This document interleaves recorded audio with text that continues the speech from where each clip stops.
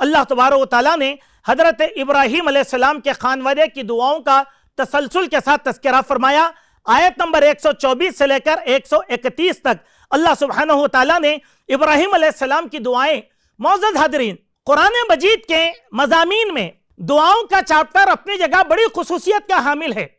لیکن ان دعاؤں میں حضرت ابراہیم علیہ السلام کی دعائیں انتہائی جامعیت رکھتی ہیں۔ ایک ایک لفظ میں اللہ تبارک و تعالیٰ نے بڑے قوی الفاظ اور عقیدے کی بنیادی چیزیں وہاں پر بیان فرمایا کہ حضرت ابراہیم علیہ السلام نے اللہ سبحانہ و تعالیٰ سے اپنی دعاؤں میں سے ایک دعا یہ کی تھی کہ اے میرے اللہ، میری نسلوں میں دین کو باقی رکھ، اور یہ بہت بڑی نعمت ہے، دین کو نسلوں میں باقی رکھ۔ آپ جانتے ہیں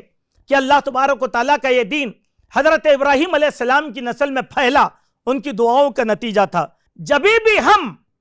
اللہ تعالیٰ سے اولاد طلب کریں، ہمارا ارادہ یہ ہو کہ اس اولاد کے ذریعے سے دین کی بقا ہو،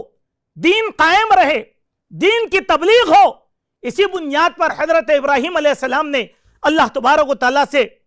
یہ دعائیں کی تھیں۔ قرآن مجید کے مختلف علاقوں میں حضرت ابراہیم علیہ السلام کی دعاؤں کا تذکرہ کیا گیا ہے، خاص طور پر ہمیں پڑھنے کی